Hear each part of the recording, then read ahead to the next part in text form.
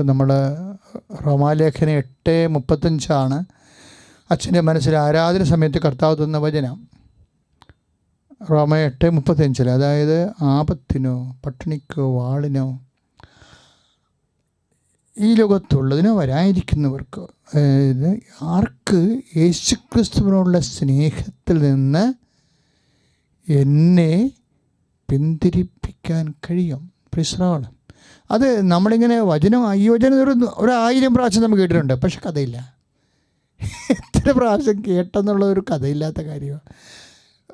Whether you heard it with anointment, നീ അത് അഭിഷേകത്തിലാണ് കേട്ടിരിക്കണേ.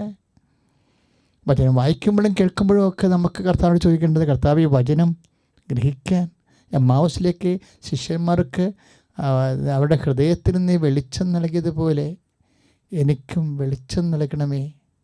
So that my heart may be എൻകിൻഡിൽഡ്.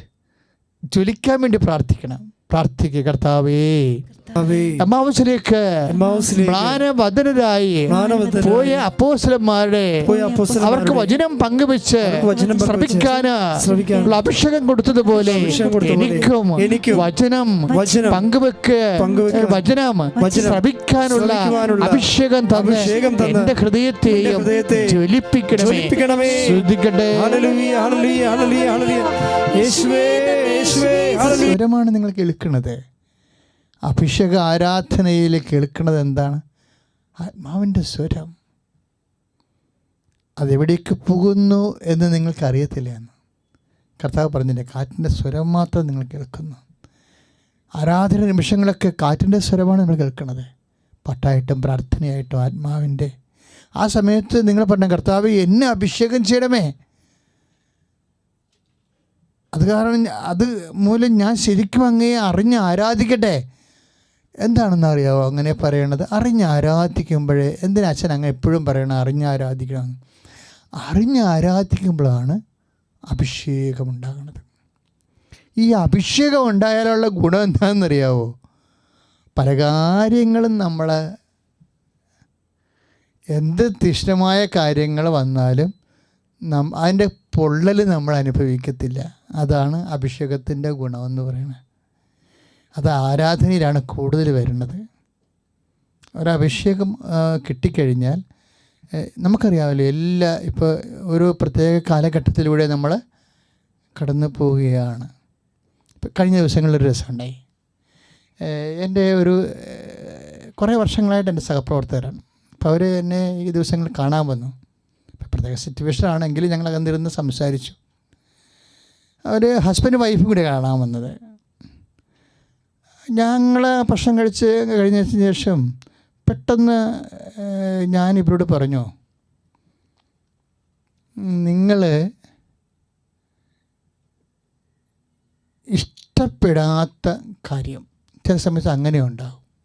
മനുഷ്യന് പക്വത വരുമ്പോഴേ, ആധ്യാത്മിക മേഖലയിലെ പക്വത വരേണ്ട ഒരു സമയമുണ്ടാകും. അപ്പോഴേ നമ്മളെ ദൈവം നമുക്കിഷ്ടമില്ലാത്ത സ്ഥലത്തേക്ക് കൊണ്ടുപോകും. അത് ഇഷ്ടമില്ലാത്ത പല കാര്യങ്ങളും നമ്മുടെ ജീവിതത്തിൽ സംഭവിക്കും. അപ്പോഴേ ഇഷ്ടമില്ലാത്ത ജോലി കിട്ടും, അല്ലേ? ഇഷ്ടമില്ലാത്ത സ്ഥലത്ത് ജീവിക്കേണ്ടി വരും. വീട് കെട്ടി താമസിക്കേണ്ടി വരും. എന്നിട്ട് നമ്മൾ മരണം വരെ ഇവിടെയല്ല, ഇവിടുന്ന് മാറണം, ഇവിടുന്ന് പോകണം, ഇത് വിൽക്കണം, ഇത് ഇങ്ങനെ നമ്മൾ അവിടെ.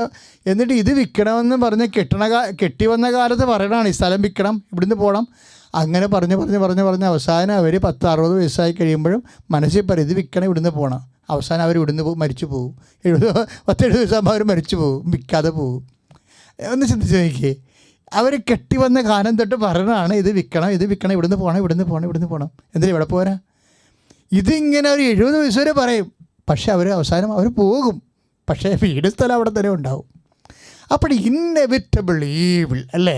നമുക്ക് ചില വിഷയങ്ങൾ, വ്യക്തികൾ, സംഭവങ്ങൾ, സ്ഥലങ്ങൾ, സിറ്റുവേഷൻസ്, പശ്ചാത്തലം, സാഹചര്യം, ഇങ്ങനെയുള്ള അപ്രതിഹിതമായ സംഭവങ്ങളുണ്ടാകും. നമ്മൾ എന്നിട്ട് ജീവിതകാലം മുഴുവൻ അവിടെ അസംതൃപ്തരായി ജീവിക്കും. അതിനാണ് അച്ഛന് അഭിഷേകം വേണമെന്ന് പറഞ്ഞതിൻ്റെ കാരണം.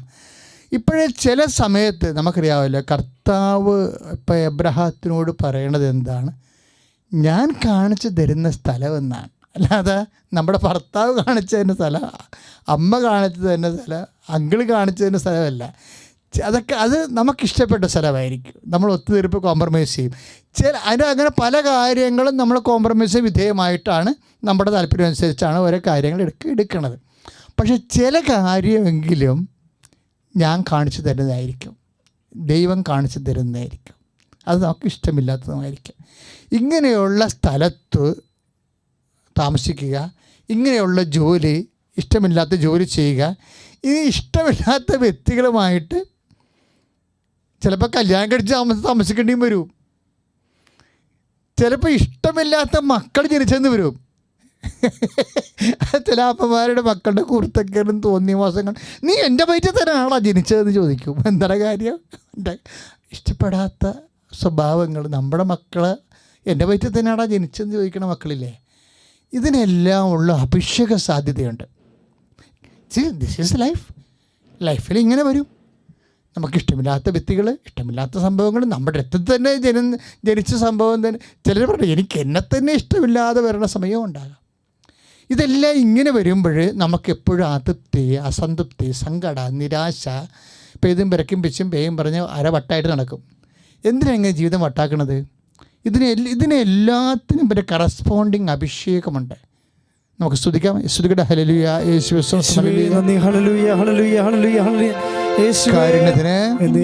ആരാധനയും സ്തുതിയും പുകഴ്ചയും ഉണ്ടായിരിക്കട്ടെ. നമ്മുടെ വിശുദ്ധ യോഹന്നാൻ്റെ സുവിശേഷമില്ലേ? വിശുദ്ധ യോഹന്നാൻ്റെ സുവിശേഷത്തിലെ 21:18 തിരുവചനം, അത് അച്ഛനീ പറഞ്ഞ കേസാണ്. കർത്താവ് നേരിട്ട് പത്രോസിനോട് പറയും, നീ ചെറുപ്പമായിരുന്നപ്പോഴേ നിനക്കിഷ്ടമില്ലാത്ത സ്ഥലത്തേക്ക് നീ സഞ്ചരിച്ചിരുന്നു. ചെറുപ്പമായിരുന്നപ്പോൾ, നിനക്ക് പ്രായം വെച്ചപ്പോഴേ, നീ പക്വതയാർന്നപ്പോഴേ നീ കൈ നീട്ടുകയും മറ്റുള്ളവർ നിൻ്റെ അര മുറുക്കുകയും നിനക്ക് ആഗ്രഹമില്ലാത്ത സ്ഥലത്തേക്ക് നിന്നെ കൂട്ടിക്കൊണ്ടു പോവുകയും ചെയ്യും. ദാറ്റ് ഈസ് കർത്താവുമായിട്ടുള്ള പ്രണയത്തിലിരിക്കുന്നൊരു വിശ്വാസിക്ക് എപ്പോഴും ഇതുപോലെ ആഗ്രഹമില്ലാത്ത ഇടമുണ്ടാവും. ഞാൻ മുമ്പ് പറഞ്ഞില്ല, ആഗ്രഹമില്ലാത്ത കൊച്ചു ജനിച്ചെന്ന്. ആഗ്രഹമില്ലാത്ത കൊച്ചുങ്ങൾ ജനിക്കും ചില സമയത്ത്. ഞങ്ങൾ ശ്രദ്ധിച്ചില്ല, പെട്ടെന്ന് ആയിപ്പോയെന്നൊക്കെ പറഞ്ഞിട്ട് എത്രയോ ആഗ്രഹമില്ലാതെ മക്കൾ ജനിക്കുന്ന എത്രയോ പേര് കൊലപാതകളായിട്ട് ജീവിക്കുന്നതാണെന്ന് അറിയാമോ? മക്കളെ കൊന്നുകളയവർ. പന്നിയുടെ സ്വഭാവം, പന്നി വരണ ഇപ്പം 5-10 കുഞ്ഞുങ്ങളുണ്ടെങ്കിൽ 2-3 ഗർഭച്ചൂലെന്ന് പ്രസവച്ചൂലെന്നും പറഞ്ഞുകൊണ്ട് തിന്ന് കളയത്തില്ലേ? അതുപോലെ തന്നെയാണ് ഈ അബോർഷൻ പാർട്ടി. അവരെ മക്കളെ കൊന്നുകളയും. അതായത് ഇപ്പോൾ ഒരു സോഷ്യൽ മീഡിയയിലൊരു മദ്യശാലകളും തുറന്നു, അബോർഷൻ ക്ലിനിക്കും തുറന്നെന്ന്. ഇന്ന് ഇവരുടെ ഗവർണറിനെ കുറ്റം പറയുന്നുണ്ട് Trump. You have open the abortion clinics and liquor shop and church is essential. നിങ്ങൾ എത്രയും വേഗം ദേവാലയം തുറക്കാൻ അനുവാദം കൊടുക്കണമെന്ന്. അപ്പോൾ അമേരിക്കൻ സൊസൈറ്റിയിൽ ഏറ്റവും പ്രധാനപ്പെട്ടത് അബോർഷൻ ക്ലിനിക്കാണ്. See the world is going, this is world. ഇതാണ് അവസ്ഥ. അപ്പോൾ എന്തുകൊണ്ടാണ് ഇങ്ങനെ അബോർഷൻ വരണത്? അവരുടെ സഹപ്രകടനങ്ങളും ജഡിക ആസക്തികൾക്ക് വേണ്ടി ശാരീരിക ബന്ധം ഉണ്ടായ എപ്പോഴും അവർ ക്ഷണിക്കപ്പെടാത്ത അതിഥിയെപ്പോലെ ആയിപ്പോയി. ദൈവം തന്ന കുഞ്ഞ്, ദൈവം ഉദരത്തിൽ നൽകിയ കുഞ്ഞ് ക്ഷണിക്കപ്പെടാത്ത അതിഥിയായത് കാരണം അവർക്കത് ഇഷ്ടപ്പെട്ടില്ല. അതുകൊണ്ടാണ് അവർ അബോർഷൻ ക്ലിനിക്ക് തിരക്കണത് കൊറോണ കഴിയുമ്പോൾ, ലോക്ക്ഡൗണിന് മുമ്പ് തന്നെ. This is the world. ഇത് അമേരിക്ക മാത്രം സംഭവിക്കുന്ന വിഷയങ്ങളല്ല, എല്ലായിടത്തും സംഭവിക്കണത്. നമുക്ക് എത്രയും ഇഷ്ടമില്ലാത്ത കുഞ്ഞുങ്ങളെ നമ്മൾ മരുന്ന് കഴിച്ചും, ചില ആൾക്കാർ നമ്പറിൽ മരുന്നൊന്നും കഴിക്കത്തില്ല, തന്നെത്താൻ വയറായിട്ട് ഇടിക്കും. അങ്ങനെയൊക്കെയുള്ള സ്ത്രീകളുണ്ട്. ഞാൻ എന്തെങ്കിലും നിങ്ങളോട് പറയുന്നുണ്ടെങ്കിൽ എന്തെങ്കിലും അച്ഛൻ കേട്ടിട്ടോ അറിഞ്ഞിട്ടോ ഒക്കെ ആണെന്നൊക്കെ ധരിച്ചാൽ, അല്ലാതെ അടിസ്ഥാനമില്ലാത്ത ഒരു കാര്യം മേമ്പൊടിക്ക് വേണ്ടി കുട്ടിത്തമാശകളൊന്നും പറയത്തില്ല. നിങ്ങൾക്ക് അറിയാമല്ലോ, കഥ പോലും പറയത്തില്ല. അപ്പം ചില ആൾക്കാർ അങ്ങനെ ചെയ്യും. അങ്ങനെ ചെയ്ത് പോയത് എൻ്റെ മക്കൾ ചിലപ്പോൾ അറിയാതെ, ദൈവത്തെ വേണ്ട വിധത്തിൽ അറിയാത്തൊരു കാലമായിരിക്കാം. നിങ്ങൾ അമ്മയോട് പറഞ്ഞ് റിപ്പൻ്റ് ആകണം. അമ്മയോട് പറഞ്ഞു, അമ്മേ എനിക്ക് ഈശോനെ അറിയത്തില്ല, എനിക്കത്ര അനുഭവം തോന്നിയില്ല, ഒരു കാലത്ത് അങ്ങനെയൊക്കെ സംഭവിച്ചു, എന്നോട് ക്ഷമിക്കണം എന്ന് പറഞ്ഞ്. ഇപ്പം നമ്മളെ ക്ഷമ ചോദിച്ച കൊണ്ട് ദൈവത്തിന് വല്ലതും പ്രത്യേകിച്ച് ഗുണമുണ്ടോ? ഒരു ഗുണമില്ല. എന്തിനാണ് അങ്ങനെ വരണമെന്ന് വെച്ച് കഴിഞ്ഞാൽ പരിശുദ്ധാത്മ നമ്മുടെ അഹങ്കാരം കുറയും. ക്ഷമ ചോദിക്കാതിരിക്കുന്നിടത്തോളം കാലം നമ്മൾ അഹങ്കാരത്തിലാണ് നിലനിൽക്കുന്നത്. അതാണ് ക്ഷമയുടെ പ്രശ്നം. അല്ലാതെ നമ്മൾ ക്ഷമ ചോദിച്ചതുകൊണ്ട് കർത്താവിന് എന്ത് കിട്ടാനാണ്? ഒന്നും കിട്ടാനില്ല. അപ്പം നമ്മുടെ അഹങ്കാരം കുറയും. ഐ ആം സോറി എന്ന് പറയുമ്പോൾ ഞാൻ ഭഗ്നാശനാണ് എന്ന് നമ്മൾ എളിമയോടെ അക്സെപ്റ്റ് ചെയ്യുകയാണ്. അപ്പോഴും ദൈവത്തിന് പരിശുദ്ധാത്മ നൽകാൻ എളുപ്പമാണ്. അതാണ് എൻ്റെ ഗുണം. നമ്മളിപ്പോൾ ഒരു കാലത്ത് മനുഷ്യനല്ലേ, ചിലപ്പോൾ വേണ്ടത്ര അറിവില്ലാത്ത ഒരു കാലം ഉണ്ടാകുമ്പോൾ ചില അബദ്ധങ്ങൾ സംഭവിക്കുമ്പോൾ അതിനകത്ത് മസിൽ പിടിച്ച് ഞാൻ ചെയ്തത് ശരിയെന്ന് പറഞ്ഞ് നീതീകരിച്ചുകൊണ്ട് നടക്കത്തില്ലേ? പിശാച് എപ്പോഴും നീതീകരണത്തിൻ്റെ ആളാണ്. അയാൾ ചെയ്തത് എപ്പോഴും ശരിയാണെന്ന് പറയുന്ന ആളാണ്.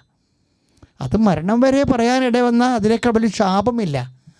അതുകൊണ്ട് അബദ്ധം എന്തെങ്കിലും സംഭവിച്ചിട്ടുണ്ടെങ്കിൽ എത്രയും വേഗം ആത്മാവ് നിറയാൻ വേണ്ടി കർത്താവിനോട് മാപ്പ് ചോദിക്കണം. സ്തുതിക്കട്ടെ. ഹല്ലേലൂയ. യോഹന്നാന്റെ സുവിശേഷം 20:22 ശിഷ്യന്മാർ അവൻ അവരുടെ മേൽ ഊതിക്കൊണ്ട് അരുളി ചെയ്തു. എന്താണ് പറഞ്ഞത്? യോഹന്നാൻ 20:22 നിങ്ങൾ പരിശുദ്ധാത്മാവിനെ സ്വീകരിക്കുവിൻ. അതിൻ്റെ ആഘോഷമായ ഒരു അഭിഷേകമാണ് നമുക്ക് പെന്തക്കോസ്തായിൽ സംജാതമാകുന്നത്. അവിടെ ഈശോ ഉപയോഗിച്ച വാക്ക് ഏതാണ്? റൂഹ. അതേതാ? അത് ഏത് വാക്കാ? അത് ഉൽപ്പത്തി പുസ്തകത്തിൽ ഉപയോഗിച്ച വാക്കാ. ഇപ്പം നമ്മൾ ഉൽപ്പത്തി പുസ്തകം 2-ാം അധ്യായത്തിൻ്റെ ഒരു വായിക്കണില്ലേ? അതായത്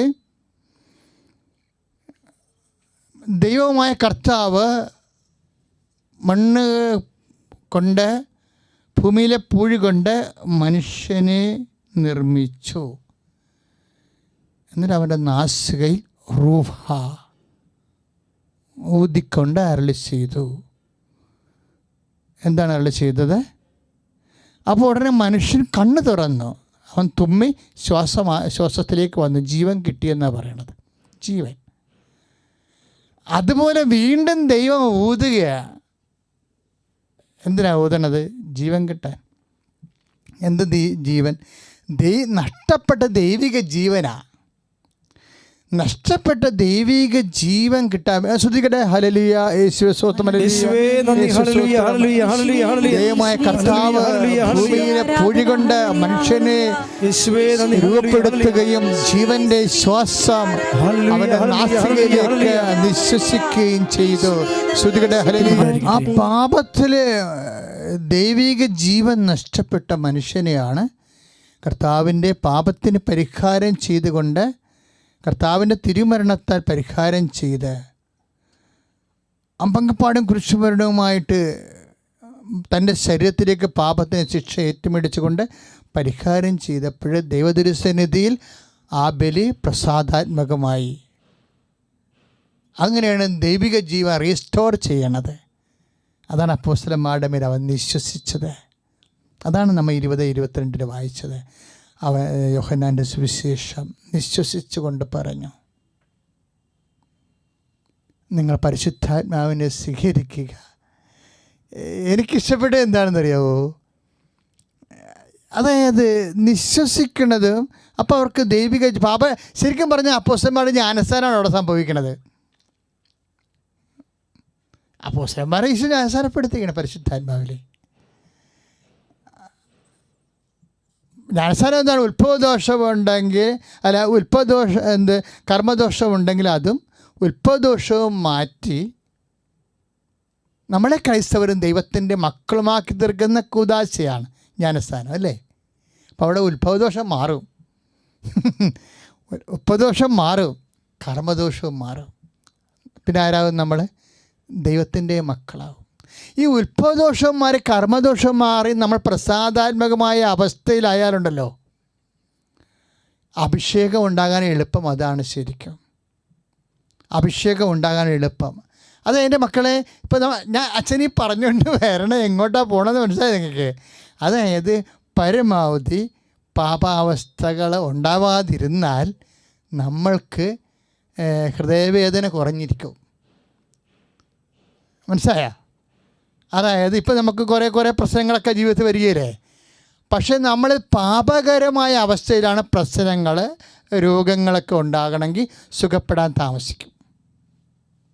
ഈ കൊടുത്ത പോയിൻറ്റ് മനസ്സിലായോ? ഇപ്പം നമുക്ക് പാപകരമായ അവസ്ഥയിലാണെന്ന് വിചാരിക്കണത്, അപ്പോഴാണ് നമുക്ക് രോഗങ്ങളൊക്കെ ഉണ്ടാകണമെങ്കിൽ സുഖപ്പെടാൻ താമസിക്കും. ഇപ്പം നമുക്ക് ജീവിത പ്രശ്നങ്ങൾ, കടം, അല്ലെങ്കിൽ കുടുംബത്തിലുണ്ടാകുന്ന വഴക്കുകൾ, അസ്വസ്ഥതകൾ, എന്തെങ്കിലും വരിക എൻ്റെ മക്കൾ ഉടനെ ചെയ്യണം. നമുക്കുണ്ടാകുന്ന ഗുണമെന്ന് പറയുന്നത്, എൻ്റെ മക്കളെ ജീവിക്കുമെങ്കിൽ കത്തോലിക്കനായിട്ട് ജനിക്കണം. എൻ്റെ അമ്മേ, അത് നമ്മൾ അതിൻ്റെ ഭാഗ്യം അറിയണം ശരിക്കും.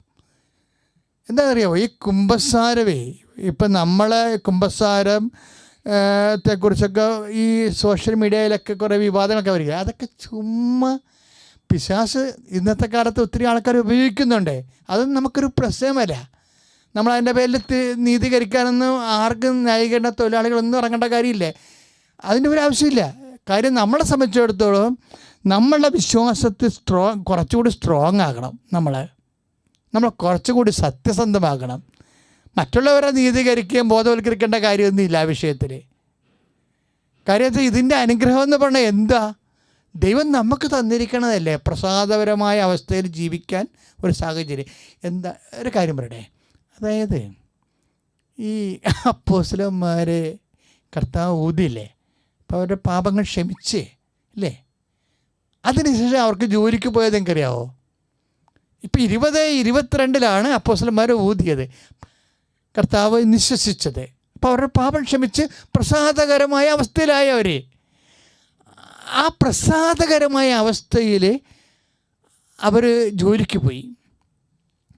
ജോലിക്ക് പോയിട്ട് വലിയ മെച്ചമൊന്നും ഇല്ലായിരുന്നു രാത്രി. പക്ഷേ കർത്താവ് കടപ്പിൻ്റെ 11 യോഹന്നാൻ്റെ സുവിശേഷത്തിൽ അവർക്ക്, അതായത് അവർ ജീവിതത്തിൽ പരാജയപ്പെട്ടു. അവർ പരിശുദ്ധാത്മാവിനെ സ്വീകരിച്ചു അല്ലേ, കർത്താവ് വിശ്വസിച്ചപ്പോൾ പാപക്ഷമ ലഭിച്ചു, ആത്മാവിനെ സ്വീകരിച്ചു, ദൈവിക ജീവൻ തിരിച്ചു കിട്ടി. പക്ഷേ ജോലിയിൽ അവർ പരാജയപ്പെട്ടു. കറക്റ്റല്ലേ? അവർ പറഞ്ഞ രാത്രി അവർക്ക് നല്ല എക്സ്പീരിയൻസ്ഡ് ആയിട്ടുള്ള ലേബേഴ്സാണ് അവർ. ഈ 10 ദിവസമൊക്കെ 8 വയസ്സ് കടലിൽ ചാടിയ പാർട്ടിയാണ്. അങ്ങേർക്കിപ്പോൾ 10-50 വയസ്സുണ്ട്. ഈ കടലിൽ രാത്രി പോലും അത് മനുഷ്യൻ പകൽ നിങ്ങൾക്കറിയാമല്ലോ, പകൽ പോയിട്ട് കിട്ടാഞ്ഞിട്ടാണ് മനുഷ്യൻ രാത്രി പോണത്. അവിടുത്തെ ചൂടുള്ള കാലമാണേ. ചൂടുള്ള കാലത്ത് വെള്ളം നല്ല തിളച്ചിരിക്കുന്ന സമയത്ത് പുറമേയുള്ള വെള്ളം തിളച്ചിരിക്കും, ചൂടായിരിക്കും. തിളക്കത്തില്ല, നല്ല ചൂട്, മത്സ്യങ്ങളൊന്നും വരത്തില്ല. അപ്പോൾ താഴെ അടിത്തട്ടിൽ നിൽക്കത്തുള്ളത്. അപ്പോഴതുകൊണ്ടാണ് അവർ പകലും മീൻ കിട്ടാത്തത്. ഇപ്പുറത്തെ പരസ്യം അടിച്ച കോര വിലക്കൊന്നും അത് കടലിലെ മീതെ അടിത്തട്ട് തൊടാത്തത് കൊണ്ട് മീൻ കിട്ടത്തില്ല. അപ്പോൾ അവരെന്താ ചെയ്യും? രാത്രി വെള്ളം തണുക്കുമ്പോൾ മീൻ മോളി വരും. അപ്പോൾ അതുകൊണ്ട് രാത്രി അവർ പണിക്ക് പോകും. പക്ഷേ ഇപ്പം എന്നാ പ്രശ്നം? രാത്രി പോയിട്ടും അവർക്കൊന്നും കിട്ടിയില്ലെന്നാണ് നമ്മൾ ഇപ്പോൾ 21 അധ്യായല്ലേ, യോഹന്നാൻ 21:8 തൊട്ടുള്ള വചനങ്ങൾക്ക് വായിക്കുമ്പോൾ രാത്രി പോയിട്ട് അവർക്കൊന്നും കിട്ടിയില്ല. പക്ഷേ ഈ ഒപ്രിഷമ സ്വീകരിച്ചു, പരിശുദ്ധാത്മാവ് സ്വീകരിച്ചു, പാപക്ഷമ സ്വീകരിച്ചു. പരിശുദ്ധാത്മാവിലാണ് അവർ പോയത്, പരിശുദ്ധാത്മാവിലാണ് അവർ ജോലി ചെയ്യാൻ പോയത്. പക്ഷേ മാനുഷികമായ അധ്വാനം പരാജയപ്പെട്ടു. കാലാവസ്ഥപരമായിട്ടും രാത്രിയും മീൻ കിട്ടിയില്ലെങ്കിൽ അതിനർത്ഥം എന്താ? കടലിൽ മീനില്ലെന്നാണ്. അപ്പോൾ പരിശുദ്ധാത്മാവിനെ സ്വീകരിച്ചതല്ലേ, ഒപ്രിഷമ സ്വീകരിച്ചതല്ലേ, പാപക്ഷമ കിട്ടിയത്, കുമ്പസാരിച്ച് പാപക്ഷമ കിട്ടിയതല്ലേ, ദൈവത്തിൻ്റെ മക്കളല്ലേ? എന്നാൽ പിന്നെ എന്താ കടലിൽ പോയിട്ട് മീൻ കിട്ടാതെ? കടലിൽ മീനില്ല, ഇല്ലാത്ത മീൻ എന്ത് ചെയ്യും? പക്ഷേ എന്താ പ്രശ്നം? അങ്ങനെ വന്നാലും പട്ടിണി കിടക്കാൻ ദൈവം അനുവദിക്കത്തില്ല. കണ്ടും പകൽ കർത്താവ് അതിരാവിലെ എത്തും. കർത്താവ് നമ്മൾ അഭിഷേകം ചെയ്താൽ മാനുഷികമായ പരാജയങ്ങൾ നമുക്ക് തൊഴിൽ മേഖല ഉണ്ടെങ്കിലും നിൻ്റെ ദൈവം തന്നെ ഗ്യാരണ്ടി, നിൻ്റെ ഉദരത്തിനും നിൻ്റെ ജീവിതത്തിനും അവൻ അതിപ്രഭാതത്തിൽ തന്നെ കടലിലെ അരികി വന്നുകൊണ്ട് നിന്റെ അധ്വാനത്തെ പരിശുദ്ധ പരമദിവ്യകാരുണ്യത്തിന് എന്നേരവും ആരാധനയും സ്തുതിയും പുകഴ്ചയും ഉണ്ടായിരിക്കട്ടെ. നിങ്ങളിപ്പോൾ കുറേ മത്സ്യങ്ങളെ കണ്ടില്ലേ ഇപ്പോഴേ ഫിലിമിൽ? അതിൻ്റെ അകത്ത് കരിമീനിനെ പോലെ ഇരിക്കുന്ന മീനും കണ്ടില്ലേ? കരിമീനല്ല, അതാണ് പിറ്റസ് ഫിഷ്. നമ്മളുടെ കരിമീനെ പോലെ ഇരിക്കുന്ന മീൻ ഗലീലിയ കടലിലുണ്ട്, ഇപ്പോഴും ഉണ്ട്. നമ്മളവിടെ ചെല്ലുമ്പോൾ, ഹോട്ടലിൽ ചെല്ലുമ്പോൾ നമ്മളോട് ചോദിക്കുക, അവിടെ പിറ്റസ് ഫിഷ് മാത്രമേ കൊടുക്കത്തുള്ളൂ, അത് പൊരിച്ച് കൊടുക്കും. ഈ പിറ്റസ് ഫിഷിൻ്റെ പ്രശ്നം എന്ന് വെച്ച് കഴിഞ്ഞാൽ, ഈ ഫിഷാണ് 10 ദിവസം പറഞ്ഞില്ലേ, നീ കടലിൽ പോയി ചൂണ്ടയിടുക, നിനക്ക് ഒരു മത്സ്യത്തെ കിട്ടും, അതിൻ്റെ അകത്ത് ഉള്ളിലൊരു വരപ്രസാദ അവസ്ഥയിലായിരിക്കണം. ഒരു പക്ഷേ നമ്മുടെ ജീവിത മാർഗങ്ങളൊക്കെ പരാജയപ്പെട്ടാലും, എൻ്റെ മക്കളിപ്പോൾ വരപ്രസാദ അവസ്ഥയിലായിരുന്നാൽ, നിൻ്റെ ജീവിത മാർഗങ്ങളിൽ ഒരു 10 പൈസ വരുമാനം ഉണ്ടാകാൻ നിനക്ക് ഒരു സാധ്യതയില്ലെങ്കിൽ പോലും, നിൻ്റെ ദൈവം നിൻ്റെ അധ്വാനത്തിൻ്റെ കടപ്പുറത്തേക്ക് ബൈ പേഴ്സൺ വരും. പാപാവസ്ഥ എന്നിട്ട് ഇപ്പം കണ്ടില്ലേ, എന്ത് കിട്ടിയാലും ഒരു ഭയങ്കരമായൊരു വചനം അവിടെ എഴുതിയിട്ടുണ്ട്, യോഹന്നാൻ. അതായത് അവരുടെ വല ഇപ്പം 21:11 ഇത്രയേറെ മത്സ്യങ്ങൾ കിട്ടിയിട്ടും അവരുടെ വല കീറിപ്പോയില്ല. Praise Lord. അത് നിസ്സാര കാര്യമല്ലത് ശരിക്കും. ഇത്ര അധ്വാനിച്ചിട്ട് വല കീറിപ്പോച്ചെങ്കിൽ എന്ത് പറ്റിയേനും? എല്ലാ മീനും കടലിൽ തന്നെ പോയേനും. അപ്പോൾ വല മത്സ്യം കിട്ടുന്ന പോലെ തന്നെ പ്രധാനപ്പെട്ടതാണ് വിഷയമാണ് വല കീറാണ്ടിരിക്കുന്നത്. മത്സ്യം കിട്ടണ പോലെ തന്നെ പ്രധാനപ്പെട്ട കാര്യമാണ് വല കീറാണ്ടിരിക്കുന്നത്. ഇപ്പം ഞാനൊരു കാര്യം ചോദിക്കട്ടെ, ഇപ്പം നിങ്ങൾക്ക് ഇപ്പോൾ ചിലർ പറഞ്ഞു ഓവർസിയറാണ് അല്ലെങ്കിൽ എൻജിനീയർ, അയാൾക്ക് 1,60,000 ഇപ്പം അങ്ങനെ ഒരു ഫേസ്ബുക്ക് പോസ്റ്റ് ഉണ്ടായിരുന്നല്ലോ. ഞാൻ എൻ്റെ ഡിപ്പാർട്ട്മെൻറ്റ് പറയുന്നില്ല, ഒരു സച്ച് ഡിപ്പാർട്ട്മെൻറ്റ്. ഈ ഡിപ്പാർട്ട്മെൻറ്റ് കേരളത്തിൽ 1,60,000 രൂപ ശമ്പളം ഉണ്ടെന്നാണ് പറയണത്. ഇപ്പം ഗവൺമെൻറ് 6 ദിവസത്തേക്ക് പൊതുജനങ്ങൾക്ക് വേണ്ടി സാലറി ചാലഞ്ച് പറഞ്ഞപ്പോൾ എന്തെല്ലാം പ്രശ്നങ്ങൾ ഇവിടെ കാണിച്ചു കൂട്ടി. നിങ്ങൾക്കറിയണോ ഈ ലോകം എങ്ങോട്ടാണ് പോകണമെന്ന് അറിയാമോ? ഇനി ഗവൺമെൻറ്റിന് ജോലി ആവശ്യമില്ലാത്തൊരു കാലം കേരളത്തിൽ വരും. ഇപ്പം എല്ലാവരും പ്രാർത്ഥിക്കണം ഗവൺമെൻറ് ജോലി എന്നല്ലേ. ഗവൺമെൻറ് ജോലി ആവശ്യമില്ല.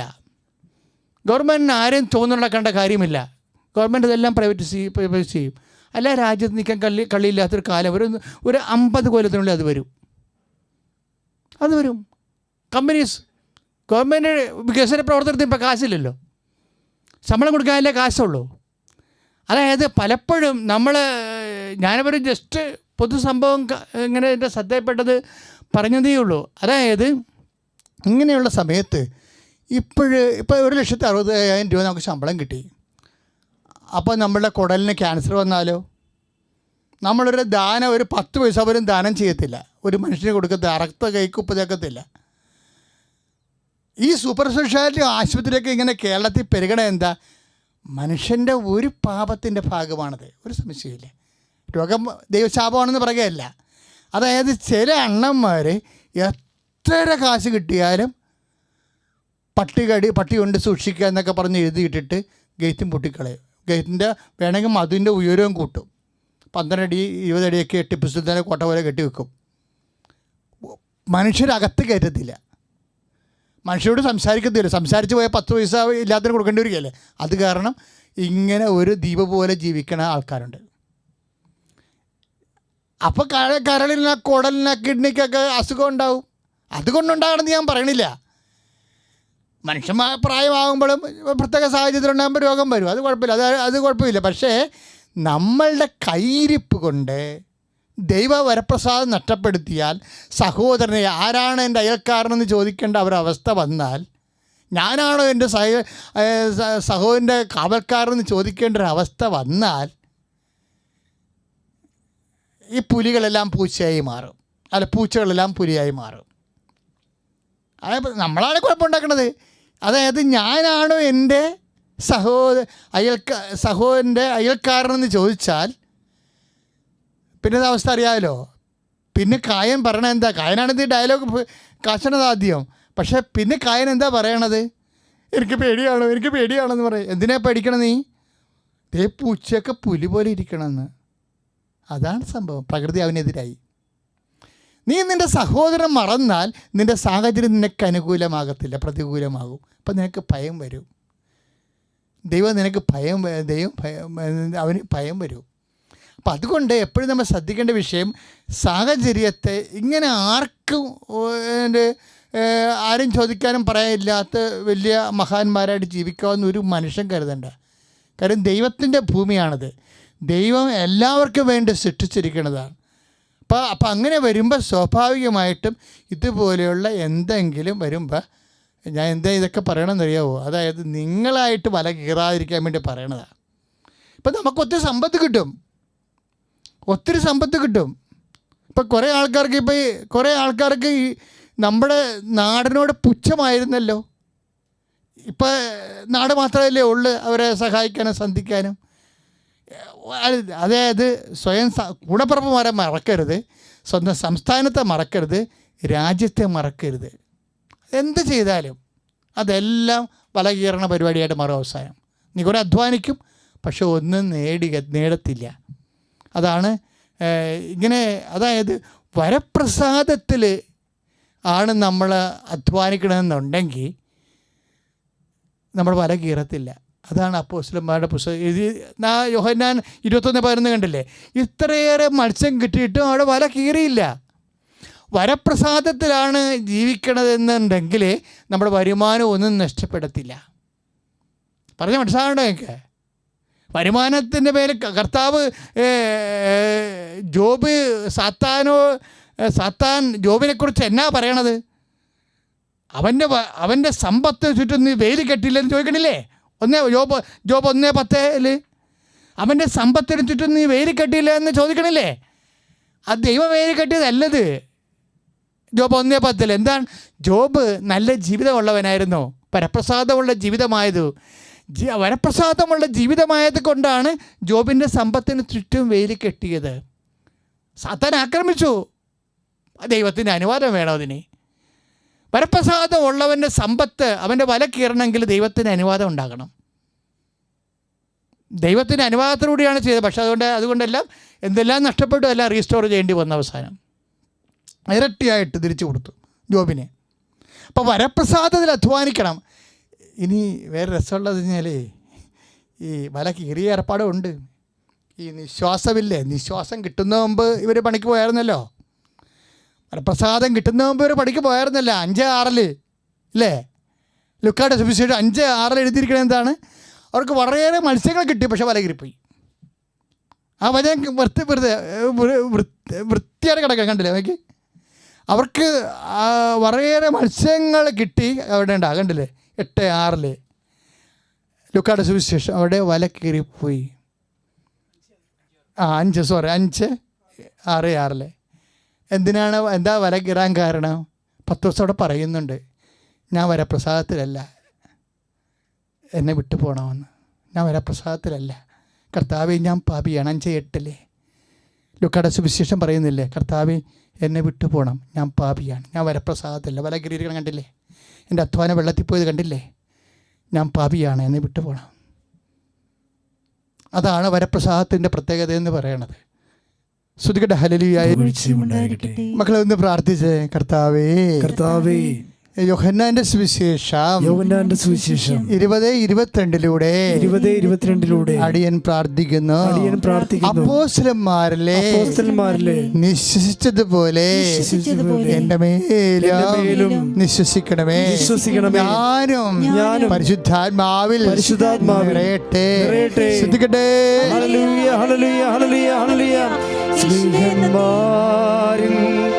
നിറഞ്ഞപ്പോ ശക്തി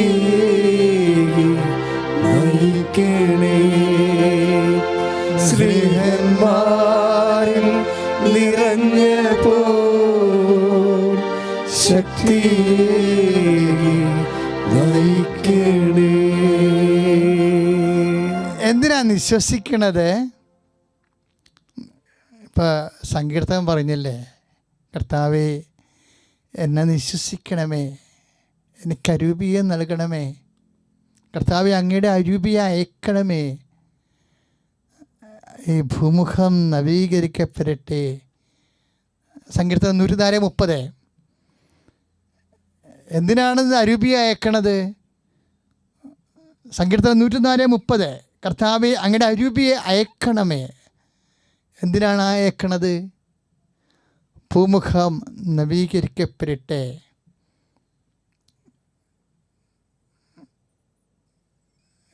ജീവശ്വാസം എത്തുമ്പോൾ അവ സൃഷ്ടിക്കപ്പെടുന്നു, ഭൂമുഖം നവീകരിക്കപ്പെടുന്നു. ജീവശ്വാസം, പരിശുദ്ധാത്മാ പ്രസാദപരത്തിന് അങ്ങനൊരു ഗുണമുണ്ട്, ഭൂമുഖം നവീകരിക്കും. അപ്പം നിങ്ങളവർക്ക് ഭൂമുഖം, ആഫ്രിക്കയുടെ മുഖം, ഭൂമുഖം ഇന്ത്യയുടെ മുഖം, അമേരിക്കയുടെ മുഖം, ഭൂമിയുടെ ഉപരിതലം എന്നല്ല അർത്ഥമേ, മനുഷ്യൻ്റെ മനസ്സാണ്.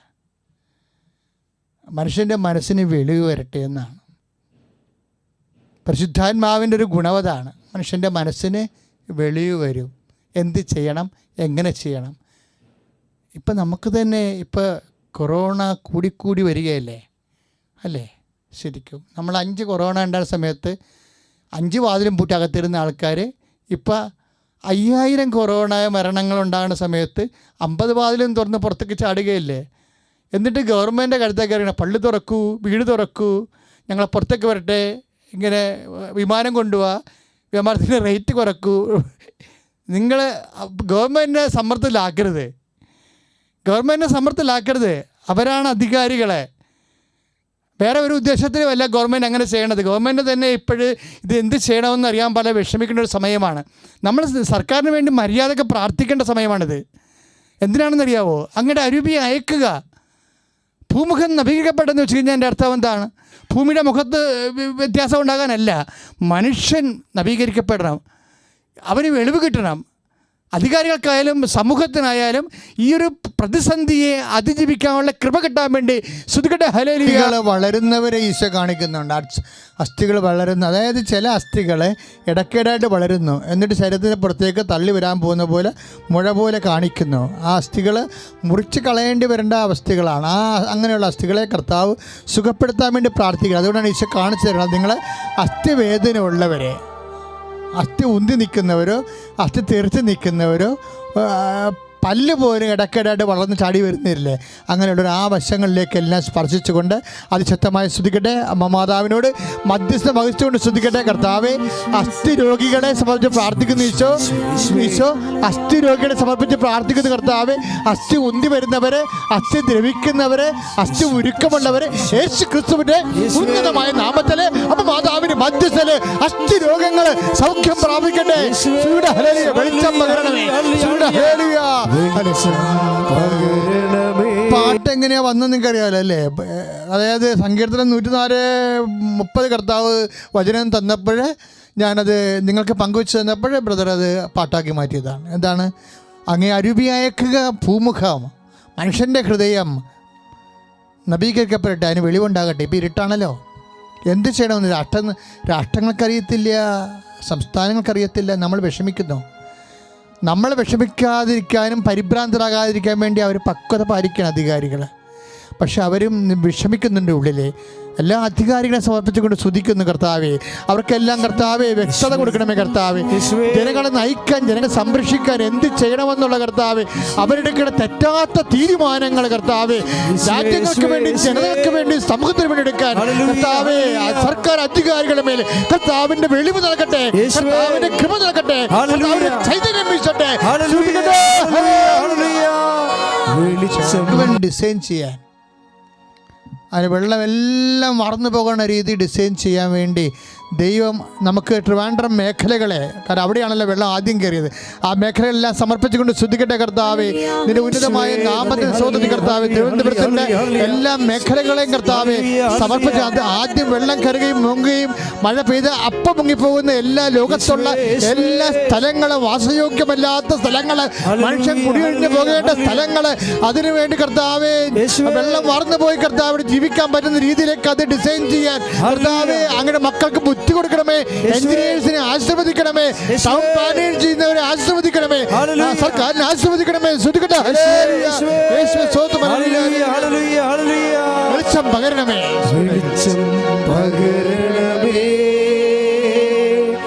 വെളിവു നിറയ്ക്കണമേ, വിവേകമേകണമേ, വിജ്ഞാനദായകനേ. ശ്രുതികടേ ഹല്ലേലൂയ. വെളിച്ചം പകരണമേ, വെളിവു നിറയ്ക്കണമേ, വിവേകമേകണമേ, വിജ്ഞാനദായകനേ. പ്രിയമുള്ളവരെ, ഭവനങ്ങൾ കാണിച്ചു തന്നിരുന്നു കർത്താവ്. ഞാൻ വെള്ളത്തെക്കുറിച്ച് ചിന്തിച്ചുകൊണ്ടിരിക്കുന്ന സമയത്ത് കർത്താവ് ഭവനങ്ങളെ കാണിച്ചു തന്നായിരുന്നു. ഭവനങ്ങളെ കർത്താവിനെ ഏൽപ്പിക്കാൻ പോവുകയാണ്. ഭവനരഹിതരെ ഏൽപ്പിക്കുന്നു നമ്മൾ. ഭവനം ഡിലാപ്പിഡേറ്റഡ് നിൽക്കുന്ന ജീർണാവസ്ഥയുള്ള ഭവനങ്ങളെ നമ്മൾ കർത്താവിന് സമർപ്പിക്കുന്നു. കടലോരത്തുള്ള ഭവനങ്ങളെ, കടൽ കയറിയ വീണ് പോകുന്ന കുറേ ഭവനങ്ങളുണ്ട്. കടലോരത്തുള്ള എല്ലാ ഭവനങ്ങളും, ഇതുപോലെ ഉരുൾപൊട്ടലിൽ നിൽക്കുന്ന ഭവനങ്ങൾ, മലമ്പ്രദേശത്തുള്ള ഭവനങ്ങൾ, ഇടുക്കി അതുപോലുള്ള സ്ഥലങ്ങൾ, സ്ഥിരം ഉരുൾപൊട്ടുന്ന സ്ഥലങ്ങളില്ലേ, അറിയത്തില്ലല്ലോ. വയനാട്ടിൽ കഴിഞ്ഞ പ്രാവശ്യം എത്രയോ പാവപ്പെട്ട മനുഷ്യർ ഇതിൽ ആ വീട് കാണാൻ കൂടി ഇല്ലാത്ത രീതിയിൽ 16 അടി താഴെ പോയിട്ടുള്ള വീടുകളുണ്ട്. അത്തരം ദുരന്തങ്ങൾ ഇനി സംഭവിക്കരുത്. സമാധാനത്തിൽ മനുഷ്യൻ ജീവിക്കാൻ അവിടെ ഒരു രാത്രിയുടെ ഉരുൾപൊട്ടൽ എന്ത് സംഭവിക്കുമെന്ന് നമുക്ക് അറിയത്തില്ല. അതുകൊണ്ട് പർവ്വത പ്രദേശങ്ങളിൽ താമസിക്കുന്നവർ, ഉരുളപ്പൊട്ടലിൻ്റെ മേഖല താമസിക്കുന്നവരെയും കടലോരങ്ങളിൽ താമസിക്കുന്നവരെയും കർത്താവിൻ്റെ വിശുദ്ധമായ വലതുകരത്തിൻ്റെ സംരക്ഷണം അവർക്ക് ലഭിക്കാൻ വേണ്ടി സ്തുതിച്ച് പ്രാർത്ഥിക്കട്ടെ. കർത്താവെ, ഈ നിമിഷം കർത്താവെ, ഞങ്ങൾ കടലോരവാസികളെയും കർത്താവെ, മലയോരവാസികളെയും സമർപ്പിച്ചുകൊണ്ട് പ്രാർത്ഥിക്കണം. കർത്താവെ, ഭൂമി ആകാശത്തിൻ്റെയും ഭൂമിയുടെയും ദൈവമേ, നിന്റെ തിരുമുറുവാർന്ന് വലതുകരത്താൽ ഭവനങ്ങളെ സംരക്ഷിക്കണമേ. ശ്രുതിക്കട്ടെ, ശ്രുതിക്കട്ടെ. ഹല്ലേലൂയ. യേശുവേ സ്തോത്രം. വെളിച്ചം പകരണമേ, വെളിവു നിറയ്ക്കണമേ, വിവേകമേകണമേ, വിജ്ഞാനദായകനേ. സന്തോഷത്തോടെ വെളിച്ചം പകരണമേ, വെളിച്ചം പകരണമേ, വെളിവു നിറയ്ക്കണമേ, വിവേകമേകണമേ, വിജ്ഞാനദായകനേ. മക്കളെ, ഉദര രോഗികളെ ഉദരത്തിൽ കൈവച്ച് പ്രാർത്ഥിക്കുക. ഉദര രോഗികളെ ഉദരത്തിൽ കൈവച്ച് പ്രാർത്ഥിക്കുക. നിങ്ങൾ ഉദരരോഗമില്ലാത്ത ആൾക്കാർ, നിങ്ങൾ വെറുതെ നിങ്ങളിങ്ങനെ ഞാനീ നാട്ടുകാരനല്ല നമ്മൾ നിൽക്കരുത് കേട്ടോ. കാര്യം ഉദരത്തിൽ രോഗം വന്നാൽ അത് വരുമ്പോഴേ നിങ്ങൾക്ക് അറിയാൻ പറ്റത്തുള്ളൂ എന്തുമാത്രം ആ വേദന അവരനുഭവിക്കുന്നുണ്ടെന്ന്. ഭക്ഷണം കഴിക്കാൻ പറ്റത്തില്ല, കഴിക്കുന്ന ഭക്ഷണം പോകത്തില്ല, എന്തെല്ലാം തരത്തിലാണ്. ചിലപ്പോഴൊക്കെ കുടലൊക്കെ കണ്ടിച്ചു കളയേണ്ടി വരും, പിന്നെ ജീവിതകാലം മുഴുവൻ അനുഭവിക്കേണ്ടി വരും.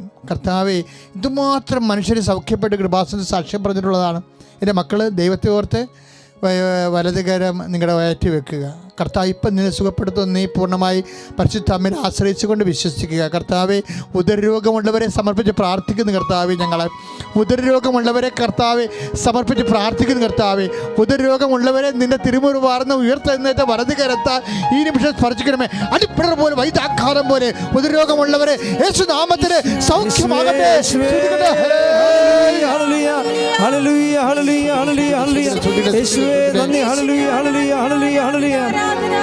വെളിച്ചം പകരണമേ,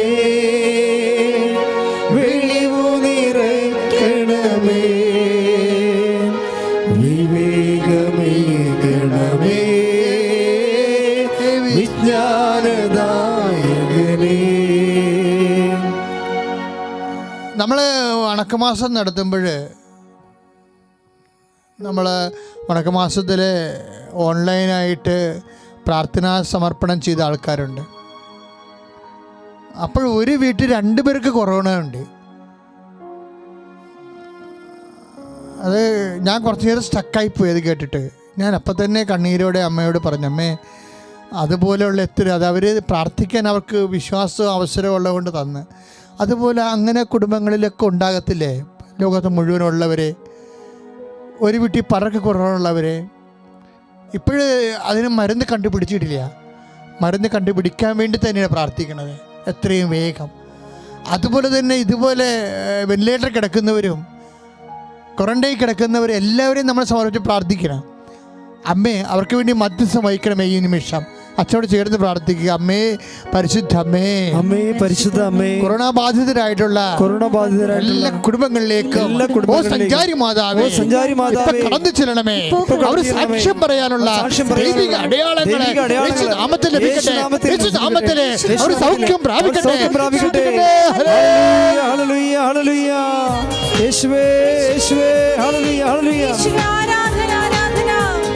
രോഗമെല്ലാം മാറിയിടട്ടെ, കഷ്ടമെല്ലാം നീങ്ങിടട്ടെ. രോഗമെല്ലാം മാറിയിടട്ടെ, കഷ്ടമെല്ലാം നീങ്ങിടട്ടെ. തിരുമുറിവിനാൽ സുഖപ്പെടട്ടെ, തിരുമുറിവിനാൽ സുഖപ്പെടട്ടെ. പല തരത്തിലുള്ള വാർത്തകൾ നമ്മൾ കേൾക്കുന്നു അല്ലേ? ക്രിമിനൽ ഇസത്തിന് ജാതിയും മതവും ഇല്ലാത്തൊരു കാലം. എന്തെല്ലാം തരത്തിലുള്ള കൊലപാതകങ്ങളെക്കുറിച്ച് നമ്മൾ കേൾക്കുന്നു. മനുഷ്യരുടെ ഹൃദയം സങ്കീർണമായി മാറുന്നു. മനുഷ്യപ്പറ്റ് ഇല്ലാത്ത രീതിയിൽ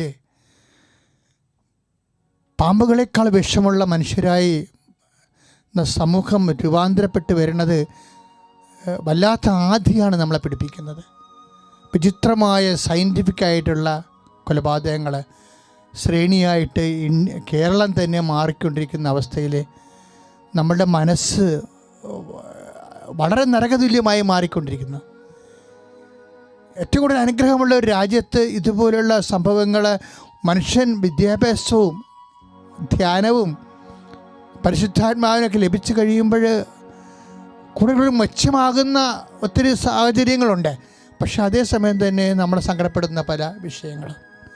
അങ്ങനെയുള്ള തിന്മയുടെ ശക്തി നിർവീര്യമാകാൻ വേണ്ടി മനുഷ്യ ഹൃദയത്തിൽ നിന്നും മലയാള ഹൃദയത്തിൽ നിന്നും തിന്മയുടെ ശക്തികൾ നിർവീര്യമാകാൻ വേണ്ടി സ്തുതിക്കട്ടെ.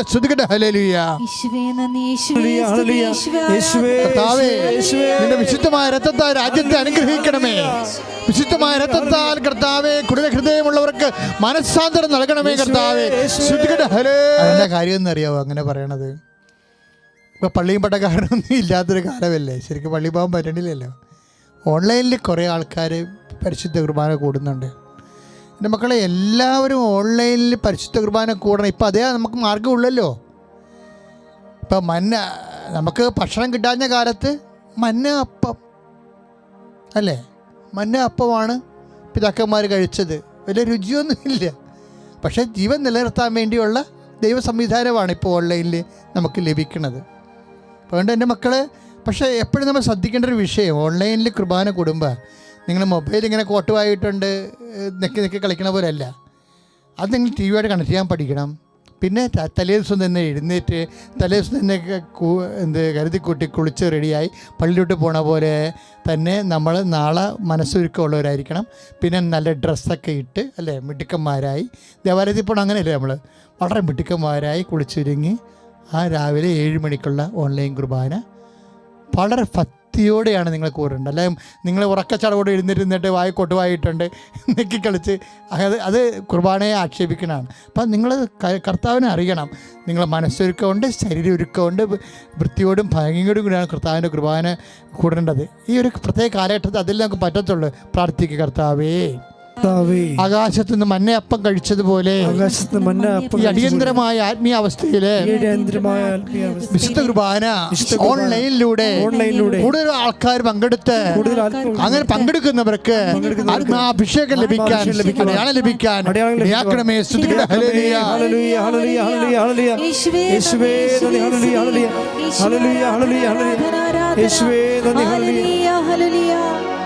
നീ വരൂ ദിവ്യകാരുണ്യമേ, നീ വരൂ സ്നേഹകാരുണ്യമേ. സന്തോഷത്തോടെ പാടുക. നീ വരൂ ദിവ്യകാരുണ്യമേ,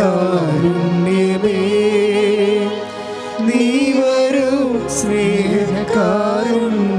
നീ വരൂ, നീ വരൂ ദിവ്യകാരുണ്യമേ, നീ വരൂ സ്നേഹകാരുണ്യമേ.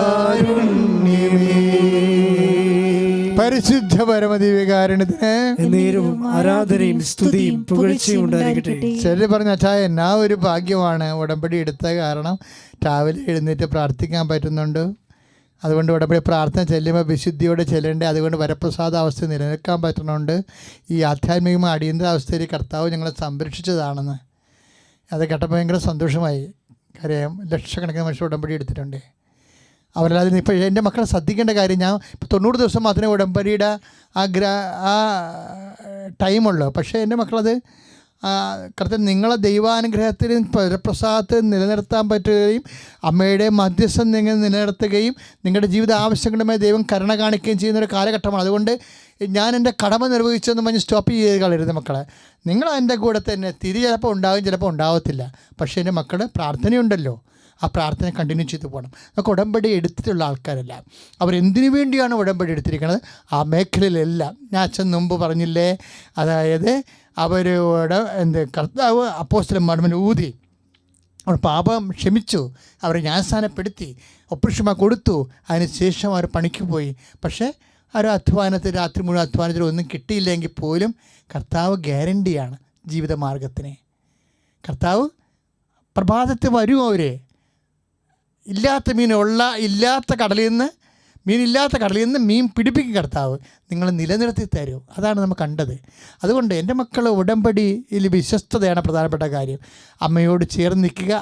തീർച്ചയായിട്ടും നിങ്ങൾ എന്തിനു വേണ്ടിയാണോ ആ വിഷയം ചെയ്തത്, അമ്മയോട് കർത്താവേ, അമ്മയെ എന്നെ സാക്ഷിയാക്കി മാറ്റണമേ, എന്നെ ഈശോയുടെ സാക്ഷിയാക്കി മാറ്റണമേ എന്ന് പ്രാർത്ഥിക്കുക. അമ്മേ എന്നെ ഈശോയുടെ സാക്ഷിയാക്കി മാറ്റണമേ. ഉടമ്പടി ചെയ്ത ഞാനുൾപ്പെടെയുള്ള എല്ലാ മക്കളുടെ മേലും അടയാളങ്ങൾ നൽകണമേ. സാക്ഷ്യം പറയാൻ അവർക്ക് അടയാളം നൽകണമേ, അനുഭവം നൽകണമേ, അതിശയം നൽകണമേ. ശ്രദ്ധിക്കട്ടെ. ഹല്ലേലൂയ ഹല്ലേലൂയ ഹല്ലേലൂയ യേശുവേ യേശുവേ hallelujah hallelujah hallelujah hallelujah hallelujah hallelujah യേശുവേ നന്ദി ഹല്ലേലൂയ. സ്വർഗീയ മന്നവഹിക്കും വാഗ്ദാന പേടകമേ,